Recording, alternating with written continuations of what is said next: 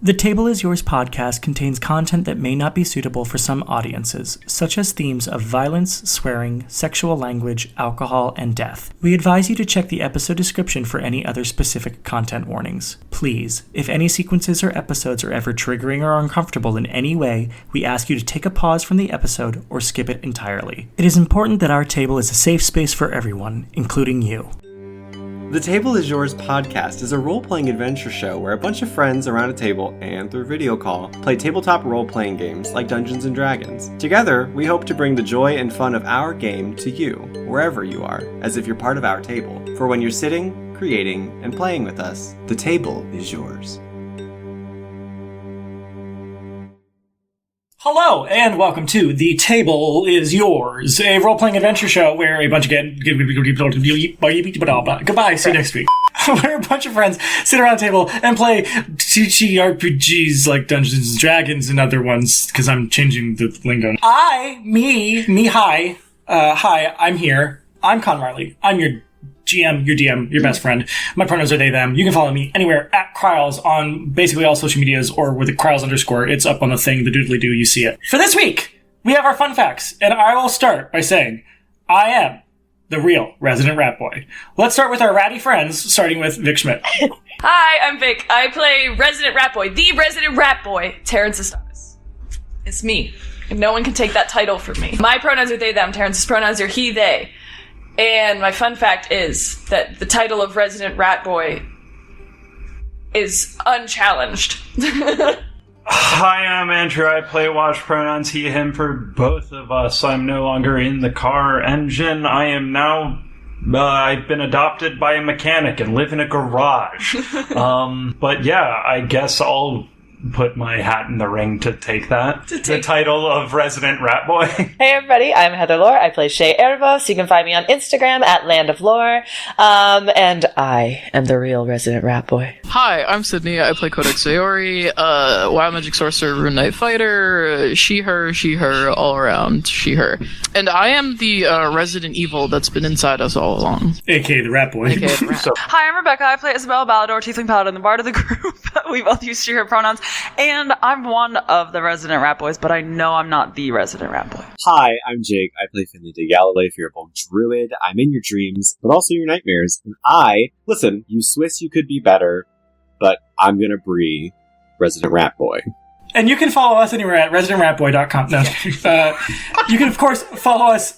You can of course follow us anywhere at TTIYD&D on all social media. That is Instagram, TikTok, YouTube, where you find your podcasts, and Patreon. Support our Patreon.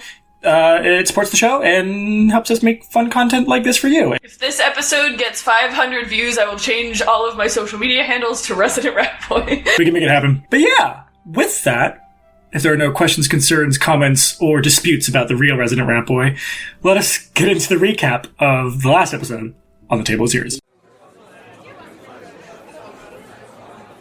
What story shall be sung today? One can never know how the melody might sound. Our adventurers have already begun to pluck the strings of their story, and their combined composition is unfolding like a road before us. After my quick thinking to stop Orathia from killing us with Kessak on the spot, the game began, and we were sent to the labyrinthian depths below where we were split off from one another. Maud, Shane, Codex, Wash, Terrence, and V2, me, Cinnamon, and Nisa. Eventually, the maze led us each to walls that had almost exact cutouts of each of us. With no other options, we went through our tunnels solo, and each were led to a sort of break room Orathia designed. She tried to mess with our minds and psych us out in each, like showing Terrence his dad who was brought back to life by Kessak. Also, in Wash's room, she gave off the inkling that she wasn't this mother figure behind the family of blood, implying she only just began instructing them today, most likely due to the power she had being connected to Kessak. She mentioned as well that she knew the Larakai right to hide from them just in case she did lose the game as a boon to keep her alive. But her big plan was to present each of us with a hypothetical situation, to choose an option presented before we could leave the room and return to the maze. Wash was told that if Orathia was to choose out of the two to have Kessak extract the Hexley portion from, most likely resulting in their death, who would he choose to save, Codex or Dogma? And he chose Dogma. Issa was given two novels, The Life and Times of Guy, her ex-fiancé and now escapee from Zabraria, or Elena and Salvador Bowser. Balador, her parents. Orathia told her that the novel she did not pick would be whose death she would ultimately be responsible for. Issa chose her parents. Terrence was given 2 lab rats, one marked Estella, his mother, and the other Issa. Orathia said his serums affected the lives of these 2 the most, but imagine if there was a greater version of the serum, who would he choose to test it on? Orathia reminded him of how the serum could be unstable and cause him to explode. Terrence chose Issa. Codex was directly given a choice that would take effect in her room. 2 pastries to eat, one that would return her to a normal life, which Orathia taunted Codex for pretending she still had, and would result in her losing all of her memories of the Fated Fates forever, or the other would let her keep her memories and instill the extraordinariness of the part of the Hexaleap she was before Codex ever existed. She chose the latter as her pink electric magic seemed to overwhelm her. I was given a suitcase of health potions with the Fated Fates, Maud, and Sham's names on it. Orathia told me to remove the potion of whom I believed wouldn't need my healing magic. Believing her tough enough to face her own, I chose Maud. Shay got maybe the toughest choice. Positioned like a block tower game, Shay was told to choose which of the Fated Fates she'd sacrifice to let her and the rest of us get out of the maze alive. Shay chose Wash, but didn't tell us when we reconvened out of the break rooms to discuss, which Issa and Codex did not like. But Shay told everyone to trust she had all of our backs and to trust her. As we continued through the maze, following Cinnamon's scent on the diamond, we eventually came to the room where the diamond and Orathia's hostages were held. She told us the diamond and they would be our prize if we won. As we prepared to fight, Orathia explained the rules of the game, giving each of us magical disadvantages that corresponded with the choices that we made. Codex's wild magic went, well, wild. I was unable to use my magic on Maud. Wash's life essence was tied to Codex receiving any damage she would. Issa was unable to use her bard spells. Shay's choice led to constant hunter's mark on Wash, and Terrence's led Issa to have to resist bloodlust to hit anyone, friend or foe, before attacking. I don't know about everyone else, but I'd really like to not lose this game.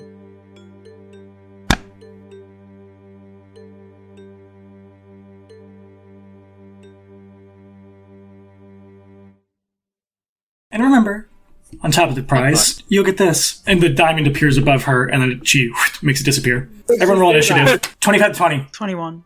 Oh, Wraith got a natural 20. 20 to 15. I got a 17. I got a 16. 19. Guess who also got a 19? Sham got 17, so Sham's before you. 15 to 10.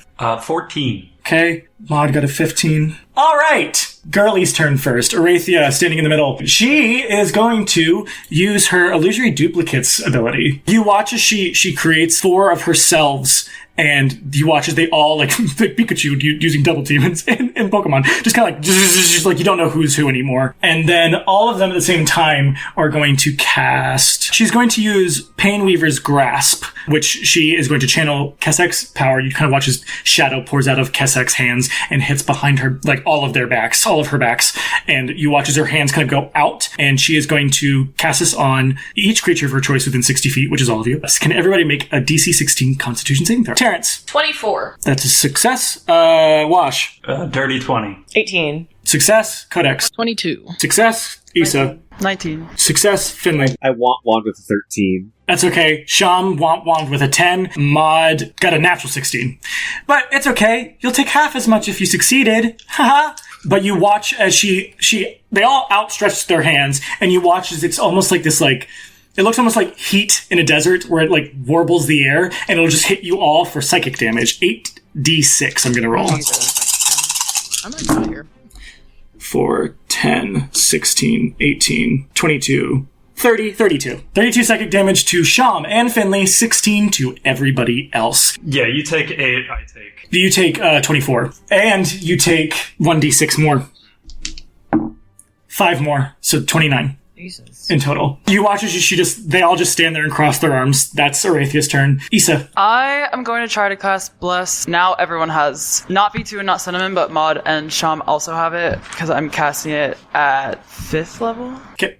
Counterspell. Finley. The one that just appeared in front of him, he's going to go diagonal to her, and then he's going to cast Burning Hands towards the other 2 behind this one as well. I'm casting it at 4th level. Okay. What do we have to make? A dex saving throw. I got an 18 for one of them. I got a... What the fuck are her stats? 6 for another one, and a 5 for another one. So 2 fail, 1 succeeds. I will roll the damage. So the one that succeeded will take half of this. He's just going to hold both his hands out in front of him, and then just release just a giant blast of fire. And that will do...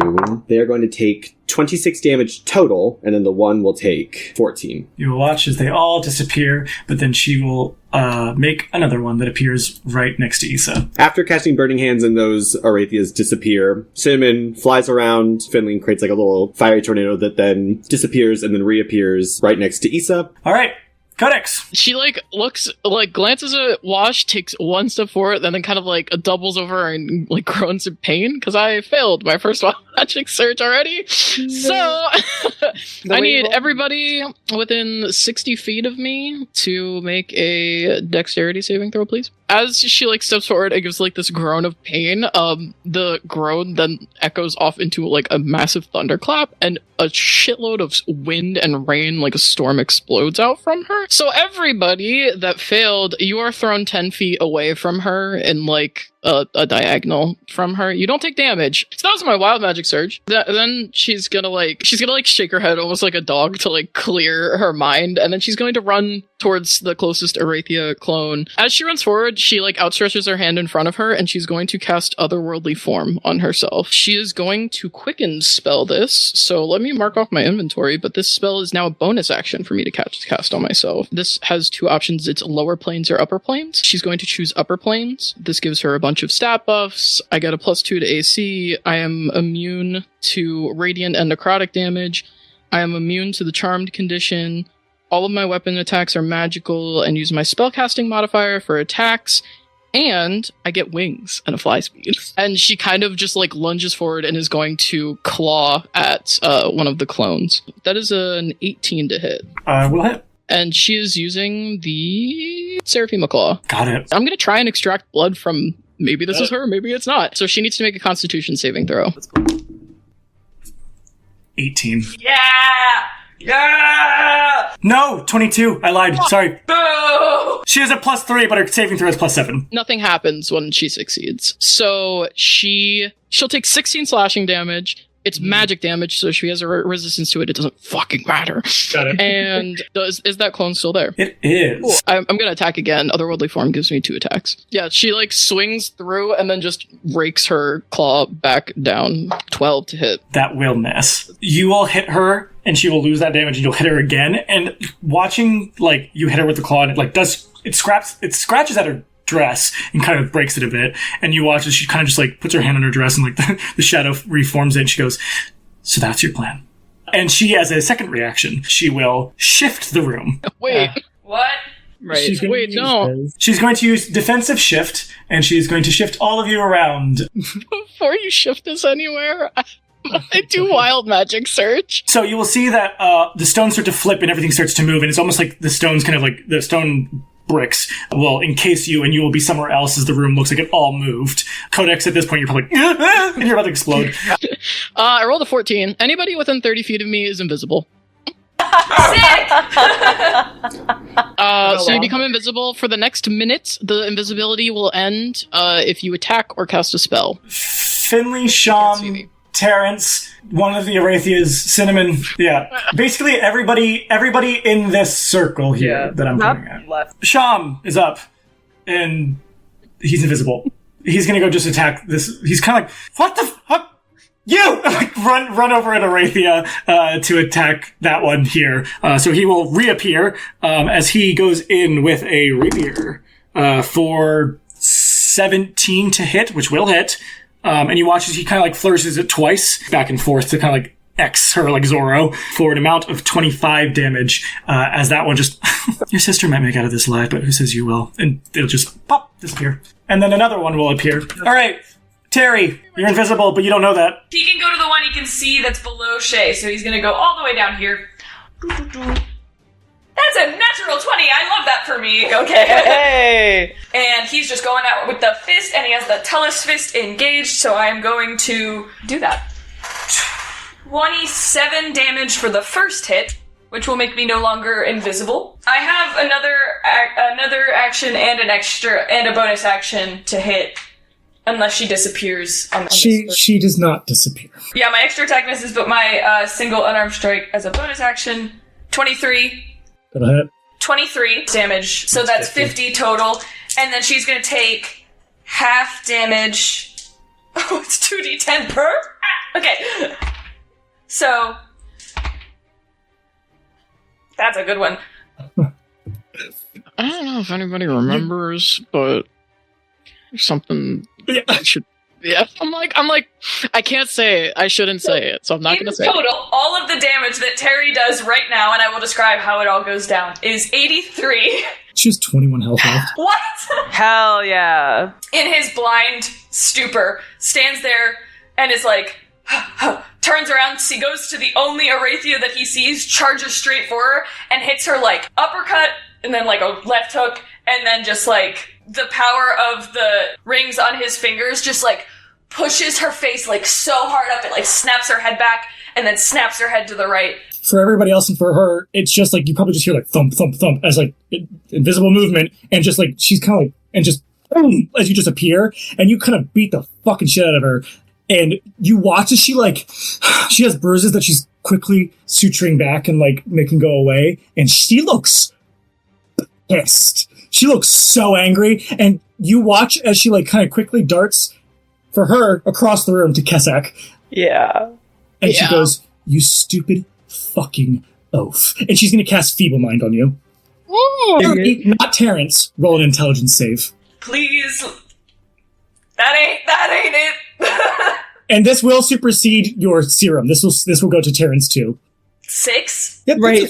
Fail. So, you will take 24 psychic damage. And your intelligence and your charisma score become 1. The creature cannot cast spells, activate magic items, understand language, or communicate in any intelligible way. The creature can, however, identify its friends, follow them, and even protect them. At the end of every 30 days, the creature can repeat its saving throw against the spell. If it succeeds on its saving throw, the spell ends. The spell can also be ended by greater restoration, heal, or wish. You watch as Terry just kind of goes... You cannot attack her anymore. All you can do is identify friends and, like, protect them. And by protect, I'll say get in the way. That's it. But you just kind of, like, go almost animalistic, but not in a way. I can't attack anyone anymore? That's all I have! It says protect your friends. So if you watch if someone is attacking your friend, you can go after that. But I think if they're not attacking them, no. And then she's going to do one more thing. This is Kesek's legendary action. You watch as she, like, in one, she's going to heal herself, and you watch as her hands kind of, like, take out, like, this, like, dark purple and black magic that she then reverses to Terry. As if she's going to give him all of her damage. And it'll send you flying, and you'll take half of the amount of damage she's taken so far, which is, she's taken 49 necrotic damage, and she will send you flying into the pillar right near Shay, which you're also going to take bludgeoning damage because of that. So, do I go into Bloodlust? If you go under half health, yeah. I am under half health. Ooh, you can't tell foe from friend. So, if I can't attack anyone... I'll just say you're rabid. I think he's probably just, like, foaming at the mouth, like, will attack anyone who gets near him at this point. Yeah. You're going to take 2d6 of bludgeoning for hitting the wall. 3, so 1. All right, that was Terrence's turn. Fun! Shay! Oh, and with that, she will make another appear, but that one that was there is still there, Shay. She, at the end of her turn, can switch spaces with any of them. Yeah. So that's not necessarily still her. Could still be her. Spicy! This is fun, you guys! And I will say, I will be kind and gentle in this moment. Shay is going to cast Eldritch Blast on the one that's closest to her to the right, the one that's over, like, diagonally to the left, and the one all the way across the way near Issa. Okay, first one is 26. Second one is 12.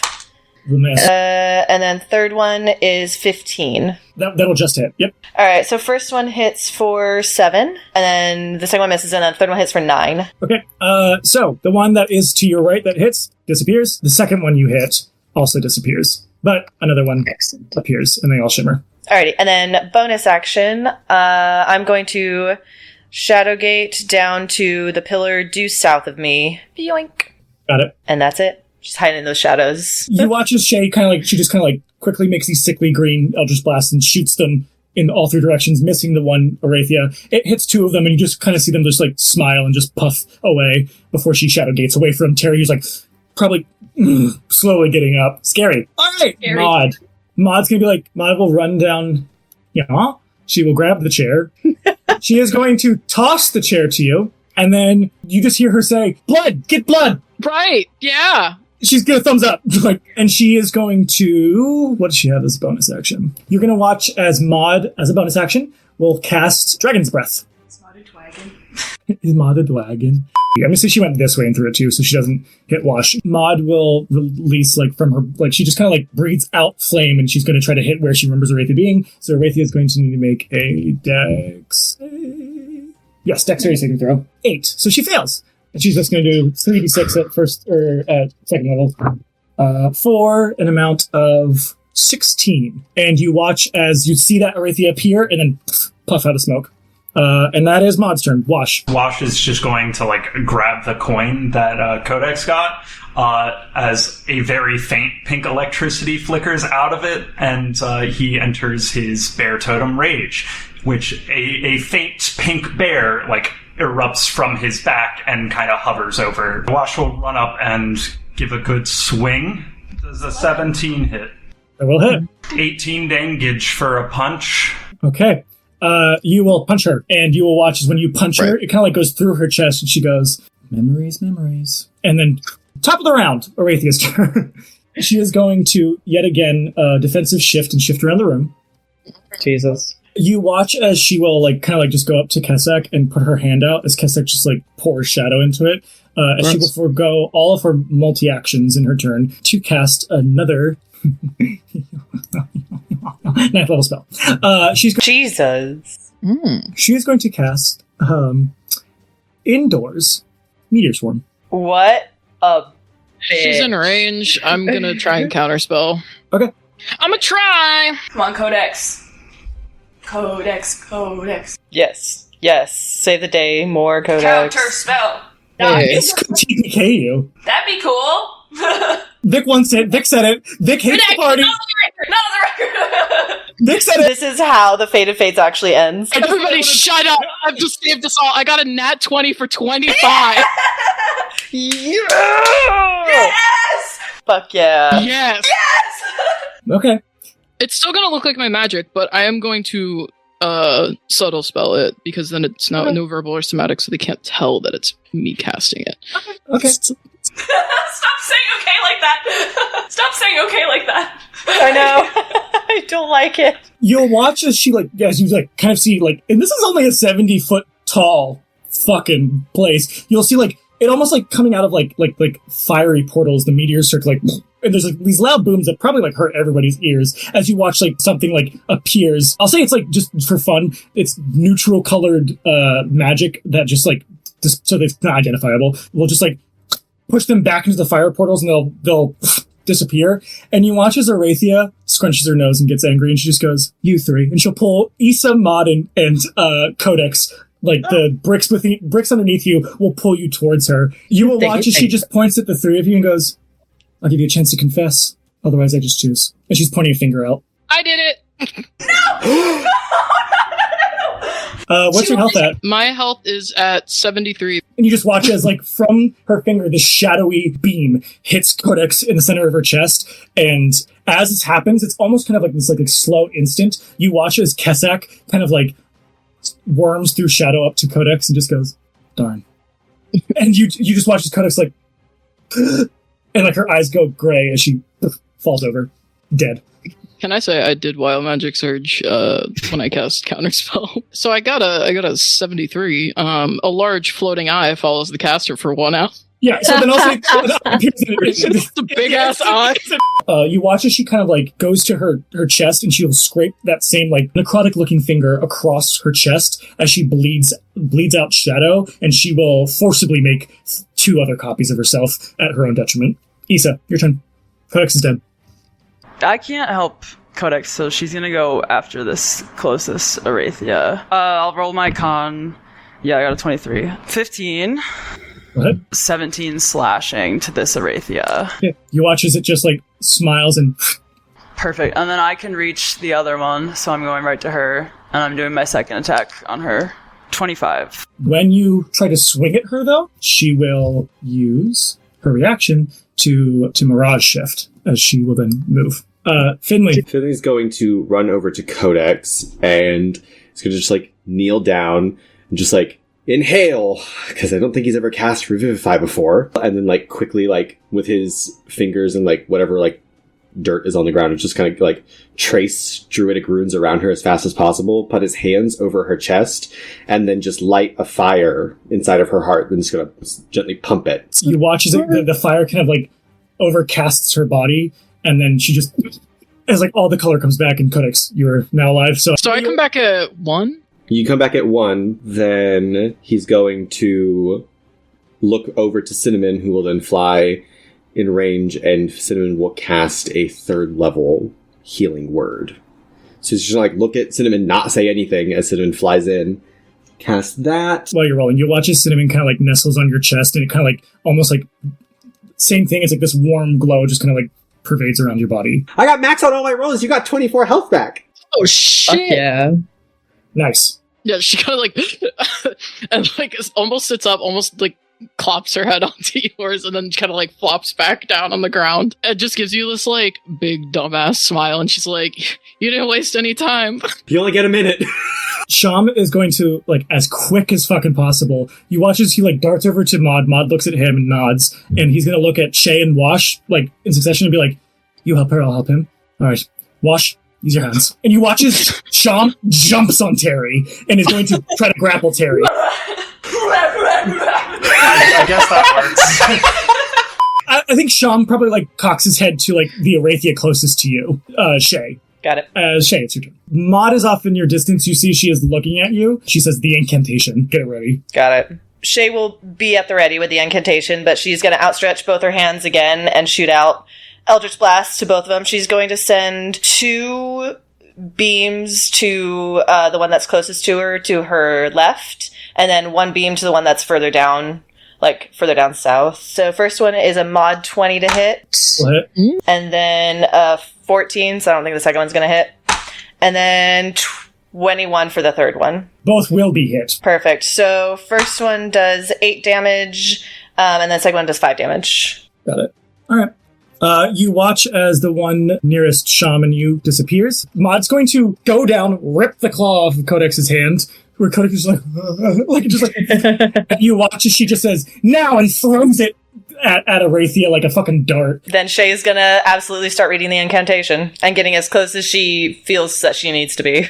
Hopefully it hits. 19 to hit. Yep. So you watch as it like literally lodges into Orathia's arm, like almost like fuck Scarecrow from Batman Arkham Asylum. It just like goes into her arm. And she's like, as Maud is running up there, and are you running there too? Yeah. All right. Hopefully this works.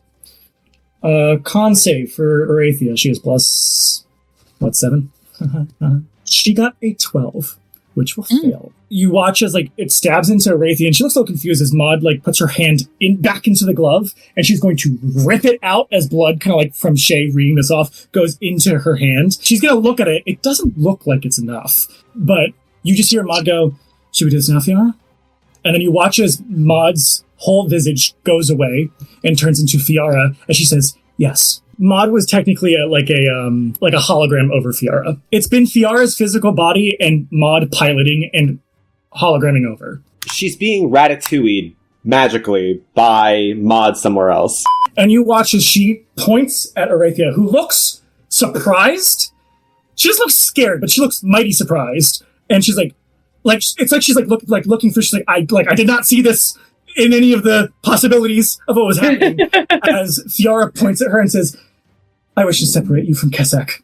And you watch Kesek over there just kind of cock his head and smile. And you watch as like there's this line of shadow that connects the two of them that like she uses in a very dramatic way. You watch as she cuts the line with the claw and says, "That's for everything you ever did to my fucking family." And she cuts it. And you watch as Kesek just kind of like divine energy just surrounds around him as he just goes away. So now it's just Orathia, and she looks angry and confused as Fiara stands there. I'll say, too, for dramatic effect, you probably saw when she said, "That's what you did with my family." You saw this like spectral version of Casimir and Balthazar next to her before they just like disappear. You watch as she kind of like stands there in front of Fiara and Shay, and she's not bleeding, but she doesn't look great.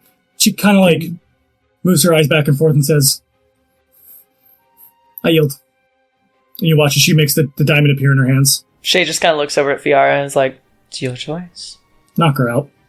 As Fiara takes the diamond, and she just like, you watch as it kind of gets smaller, and she puts it in her pocket. And initiative is over. Yeah, That was awesome. That was so exciting. Finley's gonna go over and greater restoration Terry. I think as soon as I get greater restoration, Terry, like, shrinks, like, pretty much immediately. Like, he's exhausted, but he's like... Alright, so do you guys go up to go find the hostages that are, like, up the stairs on the, like, ledge where they were watching, apparently? As soon as Shay sees every single Fated Fate is okay, she is going up those stairs. Got it.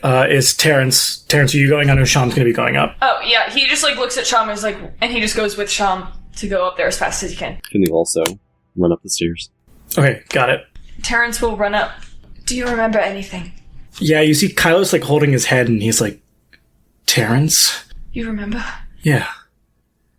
Hi. You watch as he starts to buckle and, like, hold his head. No. It seems like the parts of him are ribboning apart. Terrence, like, holds his shoulders kind of like he's trying to keep them together. Yeah, it just seems like he can't keep it together like the slashes from Gazania. I'm just really happy I got to meet you. I don't know the life you lived without me. But... And you watch as he, like, puts a hand on your shoulder. I'm so proud of you, Terrence. Before he falls apart into ribbons. I think he just, like, falls to his knees and is, like, kind of sitting in front of the pile that is his dad and just sits there and cries quietly. I know it's disturbing to be holding ribbons, but it probably doesn't last that long. It's probably about a minute before it just kind of dissipates into shadow as, like, a creation of Kessak, you assume. Or something. Not creation, but, like, some type of will of Kessak. Nobody else seems to dissipate. Sham will pick up Lori and kind of hold her with fireman cradle style or whatever. You'll watch as, like, Kuzan seems to get up and he's just kind of like, who are you people? Well, I think you knew my mother. I didn't know her, but I'm assuming you're talking about the Shatterkai woman? Yes. She taught our people, and he looks down to Tarn. Can we follow you out of here? Of course. And then eventually, like, Lyra will be like, where the hell am I? Oh, Shay is there, like, holding her, like, forehead to forehead. What the hell are you doing here, beautiful? It's a long story. You think you can walk? I think so, yeah. I could probably walk. And she, like, gets up and she's like, oh! And she probably have to, like, lean on your shoulder. Fiara, once you guys all come down, will gather you guys and be like, okay. She'll walk up to Codex and just, like, she'll put a hand on your shoulder and be like, you didn't need to do that. Yeah, I did. It was part of the plan. She probably starts to tear up a bit and just says, you're a true friend. God, don't do that.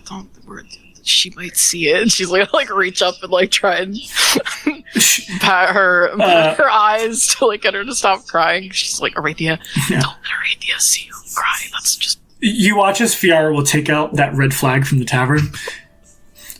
I'm going to count that as a loss for you, though. Wash pulls out his notebook. She's gonna like look around for a second and just be like, hey, Kessak? A shiver runs up your spine. Can I roll persuasion? That's it. Yeah, she gets all her like ear twitches for a second. And she's like, okay. And the taste of quiche appears in her mouth. Yeah, Finley is probably just gonna like look over at Lori and just kind of like, she's fine. She'll be fine.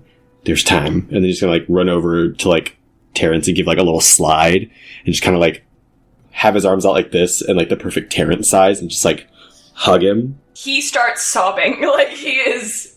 I thought you would be able to come with me. He's just gonna like put his hand on like the back of your head and just kind of like stroke your hair and just be like, I get it. I know. It's hard. Fiara will go over to Orathia, just basically like ruffle her pocket and find this jewel that she'll then hold up, trying to attune to it, and you'll watch as like the ceiling gives way and the floor goes up as you go back to that entrance hall. And as you guys get raised up, you will walk out, and by that time when you walk out, you'll see Casimir and Balthazar standing there. Balthazar will be like, and give Casimir a pouch of gold. Casimir just pocket it. Yes. Balthazar will go over to Orathia, and you'll watch as like he almost forms these like golden like metal clasps that he puts on her over her hands and behind her back. Let's go. And then Casimir will cast a teleportation circle to bring you all to a place very familiar to Finley, which is it was an emptied out barracks of the Volgard at one point that you guys used as a base of operation when you lived in the 12th. And it is connected to an abandoned prison. And there is an array of people there. Dogma is there, Yelena and Hal. Finley, you'll see an array of people that you know. You will see Heloana. You'll see Ezra is there. Mod is there. Darian's also here. It's kind of just like this empty barracks you guys are in, and you'll just see Balthazar's just gonna be like, I'm gonna put her in the prison. and will drag her off. Just gonna look over at Watch. Yeah. Sorry for gambling on the whole powered kill thing. To be fair, I didn't know she was just gonna cast that spell. I didn't know if it was gonna... I just thought it was gonna be like a little damage or something, and... Why does every villain have that spell? I don't know. Yeah, I just wanted to say sorry. I did kind of gamble your life too, by accident. I don't really care much about that as much as yours, but I'm glad Finley's still here. Yeah. She just gives Watch like a little awkward nod, and it's just like, yep, alright, good. We did it. All right. So, Shay, and this time I can say you call on Tullus and like escort him to Orathia, and he'll be like, "Can I have a moment alone, darling? I just want to speak to her for a little bit." And then that happens. He goes, like, kind of walks out and be like, "See you never." No, just kidding. That'll be like, maybe next time. I'll see you again soon, But then he Tullus. walks out. After that, Balthazar, like, will probably like guard the prison, basically, because he knows there's some feisty people who don't want Orathia alive right now. But Fiara does. What do we know about Orathia? This is probably like some like meeting table. Probably a couple hours later after everyone's like rested and like eaten probably like a short rest trip. So Fiara explains why the whole mod thing happened was because when they went to the Rusted Waste, they discovered something that they were trying to discover years ago when they went to the Rusted Waste originally, which is when Balthazar was killed and then they all turned into vampires. They found out that they, like Russian Willow and like Soom, who you met in the beginning of the campaign, they are legacy Rusted Waste people, which basically means they have this type of ability within them that they can block divine magic. And Fiara found this out, and she was like, I could somehow block some of Kessek's influence in her to make the Blood Wish happen with a minimal amount of blood, as well as she won't be able to receive it's me. If I walked in as Fiara, she'd be like, something's up. Orathia would have been like, something's up, and I don't trust it. But she already doesn't know anything about Maud and couldn't figure out anything about Maud because Maud doesn't have much of a backstory. Maud would probably reiterate, like, yeah, that was me telling you that. Like, my backstory? I got dropped off by my dad and he left me here. Not much to me. Like, that's kind of it. And Orathia never was able to find out much about me other than, like, the obvious and the things that are known. So the whole thing was like, if I pretend to be Maud, or not pretend, if I have Maud kind of overcast me and she thinks it's Maud and can't see through it because I'm using the divine blocking stuff, we can surprise her. And that was the whole thing. And she's like, I can't tell you guys because if you guys know and she delves into your brain, she'll know something's up. Once Orathia knows something up, she'll remake the game so that it can't work the way we want. Because she knew it was Fiara, she'd be like, Fiara's doing something. So Fiara will explain that to all of you. But yeah, she's a dragon bloodline sorcerer. Then he's gonna give a quick like pinch on the shoulder and she'll be like, that was very risky. If something happened to you, like what happened to Codex, you would not be here because I wouldn't be able to heal you. Maud and Fiara, lesbians together, will look at you and go, why'd you choose us? Fiara will continue. She'll be like, okay, what is Orathia? I don't think she's this mother figure, considering... Like, pointing out, probably see, like, you just see, like, out the window of the den, the barracks, like, you see the little, like, prison entrance outside, and you see Balthazar, like, standing there. He's still up, and they're not coming after her. So, do we know anything? She did say something about if she's untethered, she can't control the kiddos. Probably because Kessek is more powerful than them. Sure. Yeah.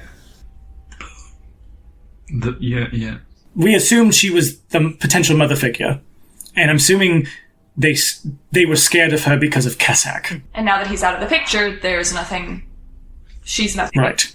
So what do we know about her connection when she was... Did she say anything? I mean, she offered us incantation that allows her to go unseen by them. So we'd have to talk to her to figure that out. In exchange for what, though? Keeping her alive? Because I'm not in favor of keeping her alive right now. I'll put that in that. She also said it's only usable once, so I don't know how that factors in. Got it. Once per person?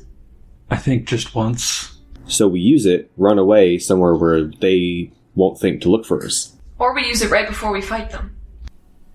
Oh... I feel like if we fight them, it might work like invisibility. I know you don't know magic. No, she would never say that. No. I'm sensitive right now! She'll just say, like, I feel like it might work like invisibility, where it's like, once we do something, you know. I feel like maybe if we can get the incantation, and you watch as she like kind of puts her finger up, and you watch the diamond kind of appear above her finger, and it kind of like rotates. Maybe we use it once we use this, because they're going to be pissed once that happens, I'm assuming, since they get the power from the sun. True. Once we use this, we have to go to the Rusted Waste. They're only barring us entry one last time, so I don't think we should hold up there and then use it. I'm just saying, when we think it's most apt, and maybe we do a little bit more sleuthing, then we use this, and then we gotta run to the Rusted Waste. At least we'll be safe there for a time, and the other diamond will be safe there. But we need that incantation. Well, Wash, you're good at getting information out of people. Why don't you get that? Why don't you get that incantation? She already offered it to us. Yeah, but now she's alive. So who's to say? If You watch as instantly Fiara like gets up in a start as if she's really scared and nervous as she rushes outside. And if you guys look out the window, you see Balthazar's unconscious on the floor. Oh shit! Oh shit! Oh no! All right, is everybody running to go follow her? Yeah. Yeah. So Fiara's tending to Balthazar. You're all running in? Mm-hmm. Yeah. Can I do a perception check outside the building before I run in? For what? I'm just looking for like these haunting ass. They like to like stand on rooftops and stare at us. Like I'm looking for people that aren't supposed to be here. Yeah, roll perception for me. Got a 21. Yeah, you'll turn and you'll see the four of them scattered across rooftops in the distance. So you'll kind of just see the colors of pale pink, green and white, yellow, and red. And Issa will stay outside and keep eyes on Gazania. Are you doing the same, Codex? Yeah. Finley, Shay, Wash, and Terrence, as you run in, you will walk, like, you'll see it's like then a long hall in this building of cells on either side. And as you creep your way down, like empty cell, empty cell, empty cell, empty cell, you'll get to the very back of the prison, where you will see a cell at the back left corner, and it looks like, as you're approaching it, it just smells like something is burnt. As you will go up to the cell bars, and they're like covered in like char, and you'll see sitting at the back of the wall, completely dead and charred, is Orathia's body. Just like black and soot. This is what you see before you. You see just kind of like a darkened black charred skeleton, and just like soot everywhere in this cell. It outstretches a bit past the bars. The bars look like they are also kind of like, I don't know, not the right descriptive word, but they're crusty. Like it's like the bars are crusty, with char. Like they clearly cornered her, went through the bars, and like. Well, I don't know if they cornered her. She was already in a cell, but yeah, but they went through the bars and like got her. As if she was one of the hot dogs that slipped into the grill. Gone. You know what I mean? Like, you know what I mean? We all get it. That's a good, yeah. She kind of looks like a hot dog. I don't know. Damn, this place looks like a hot dog. Well, shit. So did they come in here, kill her, then leave? Well, if she had that boon that you were talking about, I'm assuming they didn't want us to know that. If they knew that at all, says Casimir. True. Why, if they came in here to kill her, then why didn't they just kill us?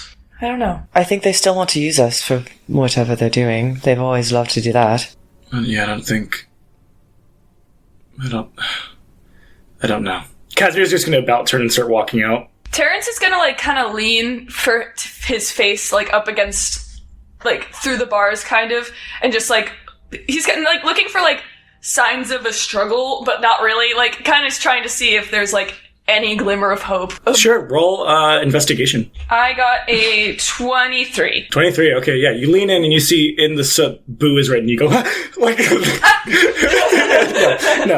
Oh, I'll have him take the light out and go like bam and lean it in forward so he could... When you put that in, you know, there's like the shadow of the bars that kind of like caress sort of along the wall as you kind of like move it across. And when you put it... I would say Orathia is almost like that corner, like she's in the corner. Yeah. That's me in the corner. Yeah, she lost her religion. Oh my god, no, her religion. Yeah, she lost her religion. As you're peering in and using the light to examine, you will see very slightly a glimmer of gray stone behind her hand that seems to be like... I'm gonna go in the corner for a second and show you how she's sitting. Please be kind and gentle with me. We love a visual. She's basically kind of like... Editing's gonna be fun for this one. One hand I had it exactly is like right. I had it exactly right. I know you can't see me because the arm, but like she has one hand that's like that. But she's sitting up a bit better. Like here, like if she's against the wall, she's like this, one hand down and one hand like this, and you see a bit of gray stone beneath her palm, where everything else looks like black soot. Looks like there's like gray stone under, a little bit of like a glimmer under her palm.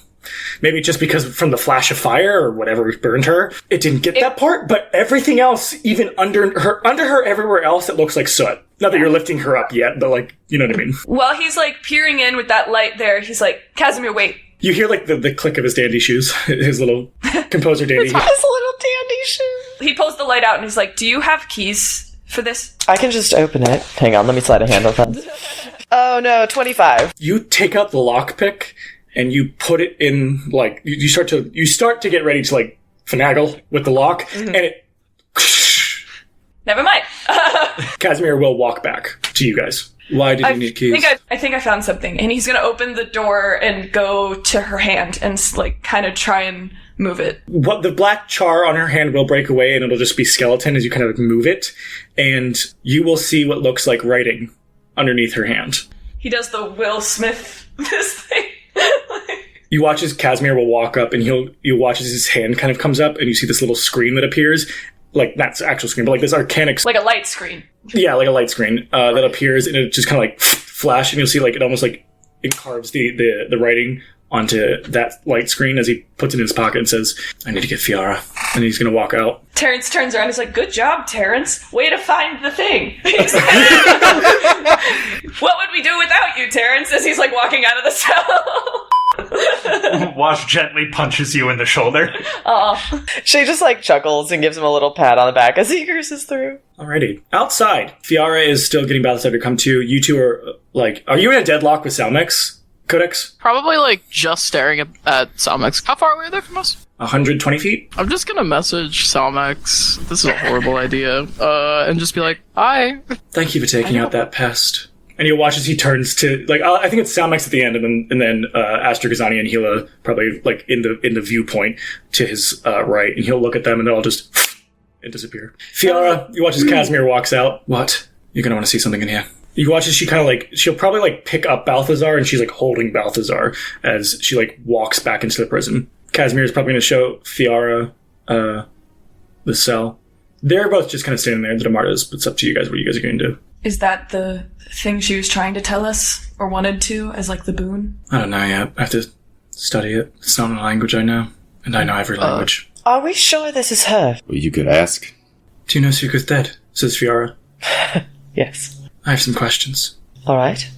She'll walk in and touch the skeleton and cast Speak with Dead. Fiara will probably hand Balthazar to you, Finley, and then she's going to walk in with Shay. All right. I think whenever Shay casts spells, basically it's just her shadows kind of emanate from her, and then there's a green glint to it, and it just kind of encompasses her hand, and then she touches the skeleton's forehead, and the shadow and the green glint kind of encase the skull, and her face in the shadow kind of pops through. Yeah, it's almost like a green... almost like with the mod on top of Fiara, it's like a green transparent version of Orathia over this charred body. Fiara kind of like sighs, a very audible sigh. There's a pause, a pregnant pause. What was the mark you left? And you just kind of see it, like, it's almost like, even though it's like, she like kind of lifts up a bit, very Baldur's Gate-esque, where like the body kind of like, it's almost like a string is at the sternum and is like pulling it up. So she's kind of like, as she's like coming up. There's no expression, but there's probably like, it looks like there's a hint of a smirk, even though it's an echo of what this person was, not actually Orathia. And you just hear it kind of like, as like the voice kind of like wisps and echoes with like reverberation. The undetecting of the family. Who is the family? You already know. And there's probably another hint of a smile. And Fiara like rolls her eyes. 3 more questions. Anyone have any? Don't ask it. Just tell me it. I'm not, but maybe something about the mother, like if she was the mother. She doesn't have to tell us the truth. We already know that the spell lasts 24 hours. Is there anything else about that? I have a question, says Casimir. He interrupts you. Sorry, Terrence. I have a question. It's unrelated to the current pretense, but I do have a curiosity, if I may ask it, its sister. She kind of like gestures her hand. Were you the one who gave all the diamonds away? Did you find them? I found the rest with Kessak and gave them away. For fun. Another, probably audible roll eyes from Casimir and Fiara. Do you have any shame? Fiara was asking that? Yeah. I mean, We don't have to ask if she is the mother. We can ask if she knows who the mother is. That's just a yes and no question, though. That's true. And again, she's under no compulsion to tell us the truth, but then again, this will be her last words that she says in this life. On this plane, at least, so there's no incentive to lie, either. And she's saying this, like, as she's looking at her. Who killed you? Another, like, soft smile from, like, the transparent green Orathia on top of this charred body that's floating. Their mother. And who is she? Who said it's a she? As it, like, goes down, at, like, from the spell, Fiora, like, walks up and you watch her healed boot just kick into the skull of Orathia's fucking corpse. And she just storms out. Ugh! Orathia was a cunt to the end! I'm gonna walk out after Fiora. Are you going after her? Yeah. Yeah, Casimir is going back into the den with everybody else, and then are you guys doing the same? I know Codex is walking off to follow Fiora, but if you guys are all going in, it's probably, we're going to do like a little bit of like a relax, because people are there. Like, I should probably list off all the people who are there. All the people who are there are obviously the Demardas. Lyra is still there. Philomena, Opal, Pascal, and Heloana are all there. Heloana's there with Ezra. Dogma's there. Yelena's there. Hal's there. Shaylee is there. Rush and Willow are there. Kryn is there. Darian is there. Kuzan and Taran are there. Loretta, Shaman, Mod are there. So, Codex, I'll let you go first if you're following Fiora. I'm gonna keep my distance from Fiora. Like, I'm gonna just follow after her, and I'm not being sneaky about it. And then I'll just cast Mage Hand, like, in front of her, and it's that disgusting cat, and it just, like, is doing, like, the tippy-toe taps in front of her. Like, her head never turns, and you just watch as she, like, walks up, like, that, it stops in front of her, and she just, like, stops, and you just see, like, she stops, and, like, her head probably goes down a bit, and you see, like, her arms start to, like, kind of, like, or, like, her shoulders go up and down, almost as if she started crying. Oh, buddy. Then Codex will get close and, kind of, like, lean off to the side, like, lean down in front of her to, like, look at her and be like, hey, if you want to be alone. No, it's fine. I'm scared, Codex. Yeah. This is about to get a lot worse before it gets a lot better. Yeah, but I think we always knew that, right? I just don't feel that we, like, have all the parts to be fully ready before that happens. And I don't think we have the time. Hey, Fiora? Just, like, look at me for a second. She'll turn. I don't think we're ever gonna have all the parts to be, like, ready. And I don't think we're ever gonna know whether or not we're gonna get it done. And I think that's okay. Like, fuck, we just did the entire Onyx Obscurity and most of us didn't know what was gonna happen. But it worked out, you know? You got a lot of, really powerful people in your corner right now. And I know it sucks and it's really scary and, like, yeah, I've been terrified since day one, pretty much. But, I don't know, I think a while ago I just decided I try not to let the fear be scary. And she kind of, like, squints, like, she's not really sure what she's saying at this point. And then she kind of just, like, opens her arms up and is just like, do you want a hug? Probably just, like, streams of tears start to fall down, and she just, like, doesn't even say anything. She just, like, hugs you, like, leans down and hugs you. And that probably goes on for a bit. There's probably a couple times where you're like, okay. Like it's like she's holding on for the hug a little bit longer. Yeah, she goes to, like, lean back a little bit to look at her, and just, like, the arms tight, and she's like, okay, we can just say, like... She'll let go eventually, and then she'll, like, just, like, kind of, like, have her hands on your shoulders and then, like, let go. She probably, like, just, like, clasps her hands together, and she's like, I'm not afraid of dying. I'm not. I'm afraid to leave this world and not have vengeance. Or, that sounds too aggressive. More a fix to what happened. You know? I mean, whether you like it or not, even if you don't finish the job. Let's say, worst case scenario, we all die. Bad. You did make waves. Thank you. So at least, you know, you're not going out quiet. You're a true friend, Codex. Yeah, I try to be. How about you and I? Oh, you don't have to. I think I will, but I'll need someone on deck to... I'm going to drink, and then, obviously, before we... Because I assume something's going to happen. Okay. But, do you want to drink? You have the red flag still, right? Yeah, I still have it. Okay. I'm going to allow my brothers to maybe do some of the legwork for this, as I sit and try to enjoy the calm before the storm. Okay, cool. Thank you, Codex. And she's just gonna, like, walk into the den. Codex just got, like, a little stupid smile on her face, just goes to find people. Terrence, I know you wanted to have a convo. Yes, I did. I think after the whole prison thing. When everyone, like, goes back, he's gonna walk over to Ezra and be like, Ezra, before you say anything, Ezra is going to punch you in the shoulder and then pull you in for a big hug. ow, what? Okay. He'll if you're like kind of confused, he'll point at V2, open his mouth where you see the sending stone tongue, which is no longer glowing, but he'll be like, I heard it all. Why would you go up to her like that? To be fair, I wanted to. And there were a lot of fake ones. I didn't know that was the real one. Yeah, I guess that's fair. That's fair. I'm sorry I'm not as good as figuring out what the fuck's going on. I don't have the Terry translation. I only found the notes that my sister had, but they're kind of sporadic and not quite altogether to understand what she meant. I'm sure she got it, but I don't. So, I'm glad you're okay. But I heard you say stuff about your dad. I know, obviously, that he was supposed to be down there, but I don't see him. Ter. Yeah. I thought going into this that everyone in her little party had died and been brought back. But I think everyone else, if they did die, got revived or like just went down or something, but he's the only one that really died. And then he was basically just used to torment me, but it at least gave me something. I've never really met the guy, so it's good to know that he got to see me. I'm sorry, Terrence. Me too.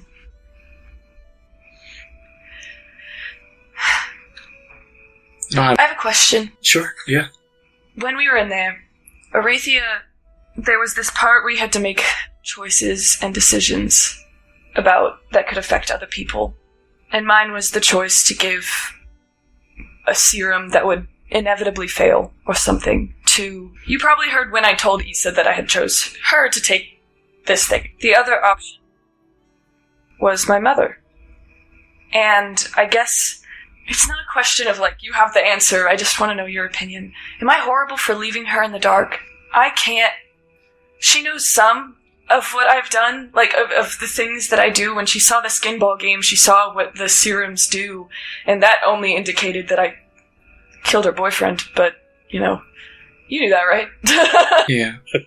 But she doesn't know about anything that's going on, and then with this whole whatever's going to happen next, I don't want her to be in danger, but I can't see... She's just a person. She is just a chef at a restaurant. She doesn't need this, you know?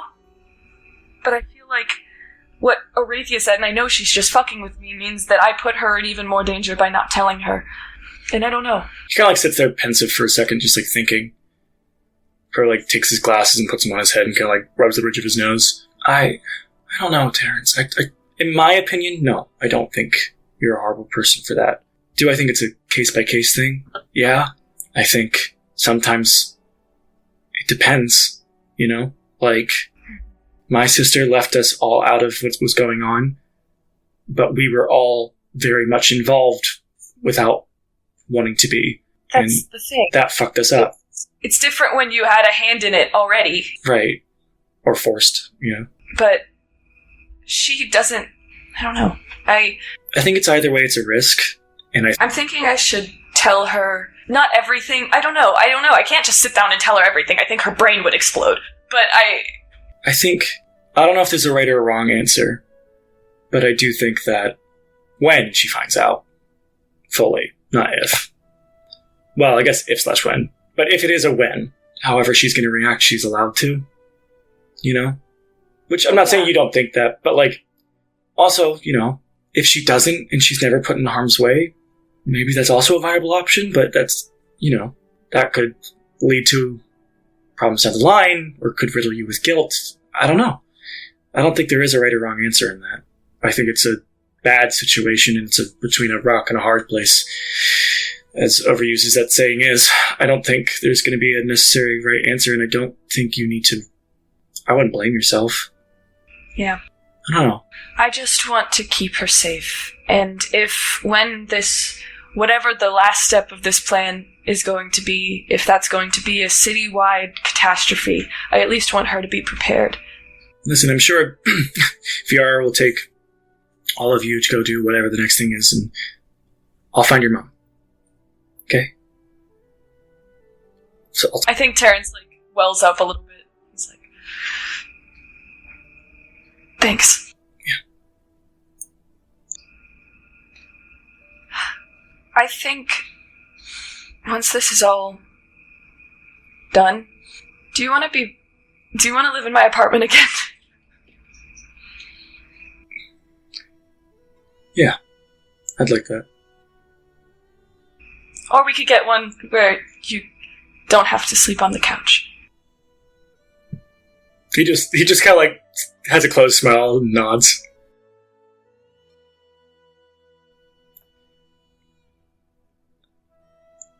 It's like he's about to say something, then he stops himself, and he's blinking, and then he's like, I mean, whatever you want. No, it was, nothing. I was gonna do something, and then I think the moment was gone. Sorry. Okay. Do you wanna go get a drink or something? Yeah. Okay. So he was gonna, it could be with everyone around, so if this is a conversation, we still have some time to do something. I wanted to grab Heluana and Ezra, and because if they're all sitting in the same area, he was gonna be drinking and then just be like, oh my god, I had a great idea, and then he grabs both of them and he wants to go and be like, I'm gonna make an antidote, because that's the thing I get at 20th level, and he needs to make it, so that was gonna be Got it, okay, yeah, that's good enough. Okay, cool, so you guys start working on that. Codex runs directly to Felix at the bar and it's just like, I need to borrow your hole. What? The magic hole that you have to put holes in the wall. The portable one. Okay. Do you want to come with, or we might break reality or something?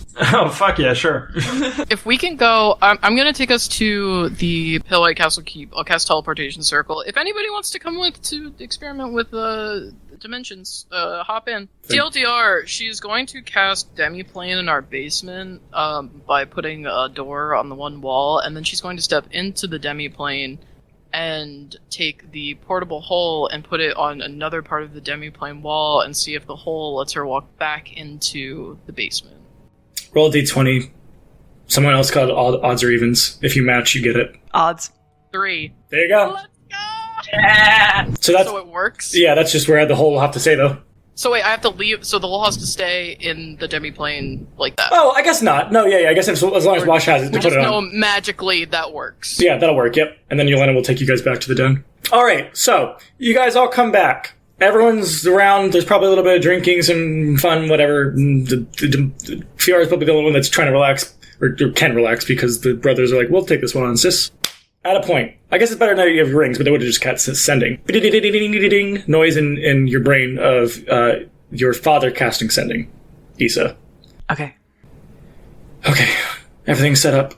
The Pontiff is ready to meet with you. Now, we have a couple people here. We have the King here. We have Archbishop Beersazel. So, now's the time. I didn't think they were still working on that. Okay, did you tell them everything? Yes, everything you told us to. Okay, hey guys, I didn't think they were still doing it, but my parents are with the Pontiff and the King and the Archbishop, and they want an audience with the Fate of Fates. They got us an audience with them to ask if we can help, so I guess, I don't know, we should go. Fuck, we can't go, can we? Says Fiora. No, you can't. I'm sorry. Issa, you keep hearing from your dad. Okay, I don't know how to cast teleport, Dad. I'm trying to get my friends to do it. I don't know how long we have, and they're nervous from what I told them. Okay, did you tell them about the trespasser gods? Okay, we gotta go. Can someone please get us to the 8th? I can, says Casimir. You just have to describe it to me. Can I just try and, think about it really hard? Like we've done in the past with, Maud and Finley and stuff. Yeah, hold on 1 second.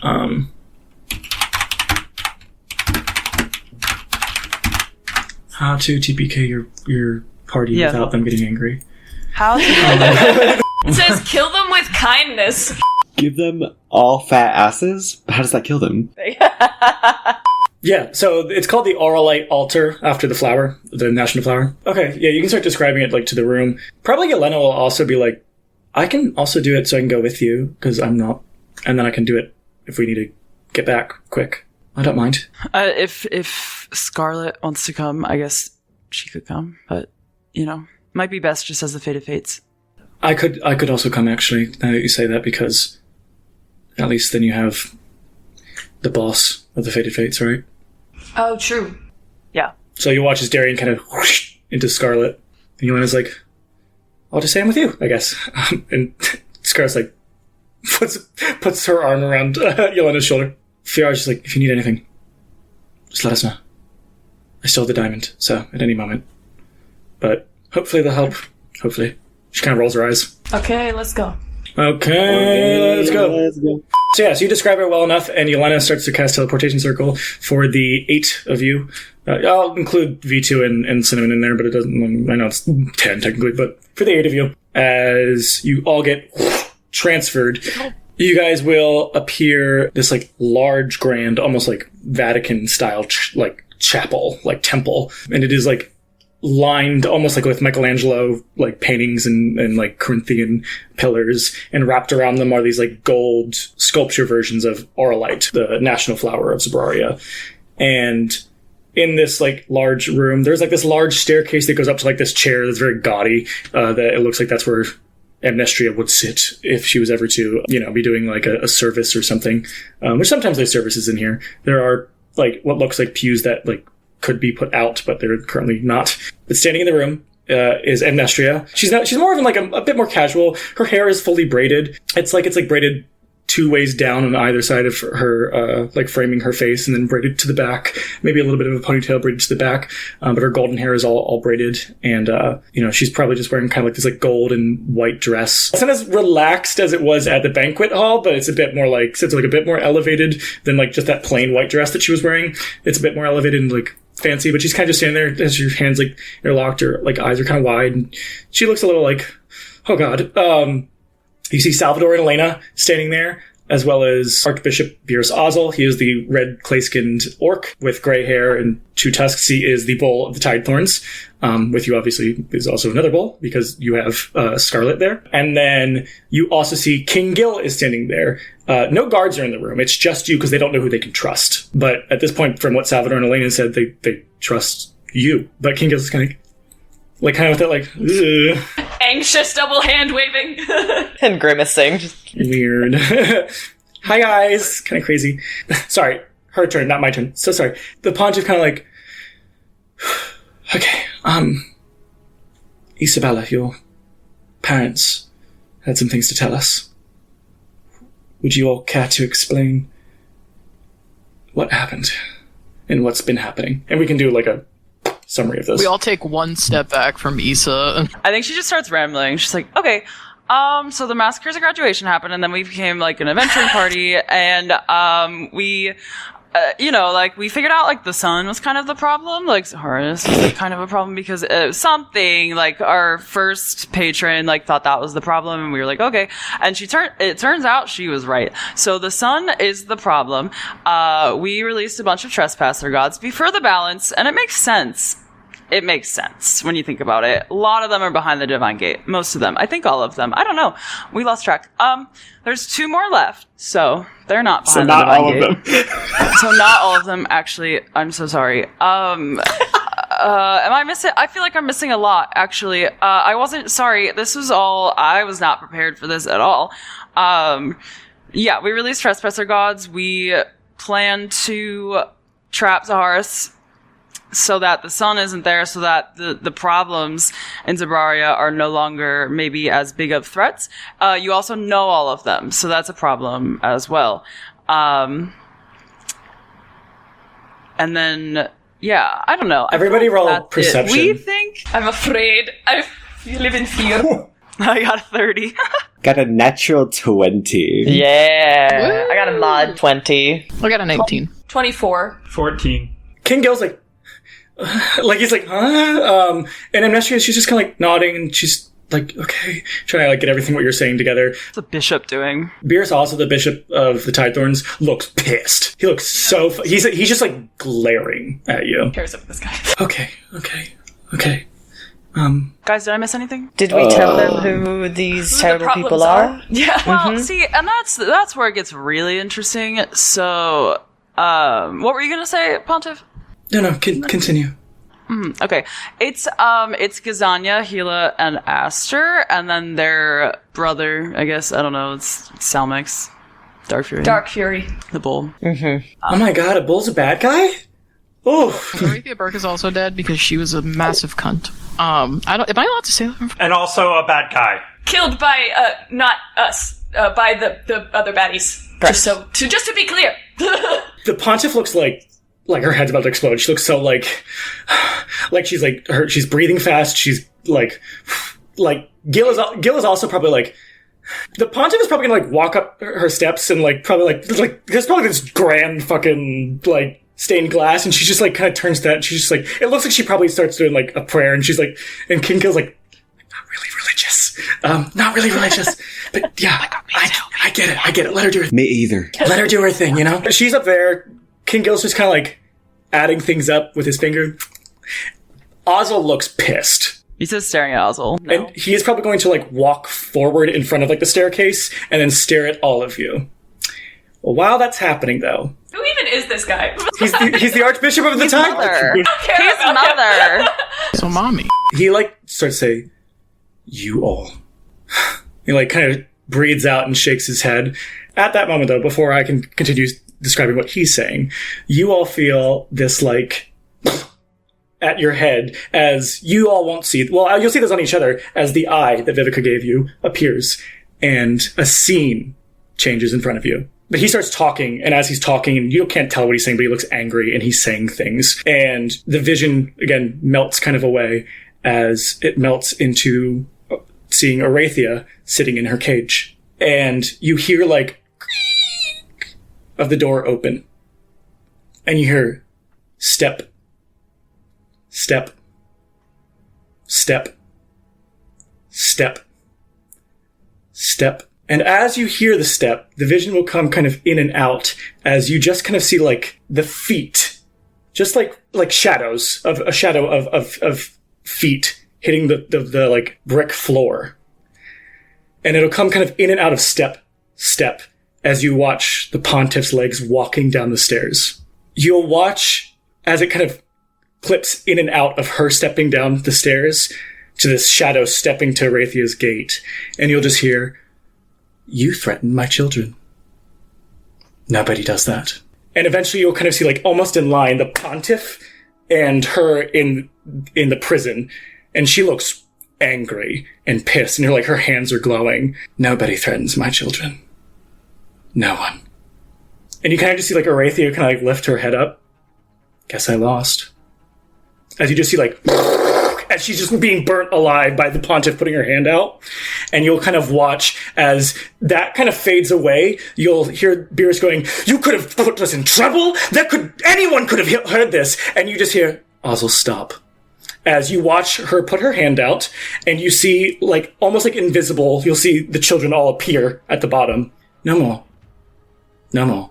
"So, Orathia threatened my children, and then you decided to do the same. I can't have that. Just like her, you will all be punished." Also kind of turns, goes, "My lady, what are you doing?" And you watch as she just like kind of moves her hand, and like a blade of sun comes out of her fingers and cuts his head off. "And now you've killed a bull. And quite possibly the king," as she points her finger towards Gil, and Gil's like, he probably like runs behind Codex or something. She'll be like, "This all did not have to happen. You all could have remained the cattle you were supposed to be. It never had to get this big. We only planned a few things, because my children need to feed. It could have ended with just your serums, Terrence Astonis. I want you all to know before anything else happens that you pushed for this to happen. Gazania, kill Isabella." And you watch as Gazania is going to rush forward to hit Issa, And in this, like, slow of time, you watch as Salvador is going to jump in front of you. It's like, with the eye, the time kind of slows as, like, the claws swipe, and you watch Elena push him out of the way as the claws swipe, and you watch just her arm fly as she falls to the ground. Probably push you out of the way as well, Issa, as Gazania rushes by. And you just watch as Amnestria just says, "Your blood is going to reset the farm. I hope you know that." And you watch as she starts to cast something where you see this large light appear above her hand. And that is where we're going to end today's session. End of Chapter 5. A Darkness Approaching. The Fated Fates will return for their final chapter, June 5th, 2024.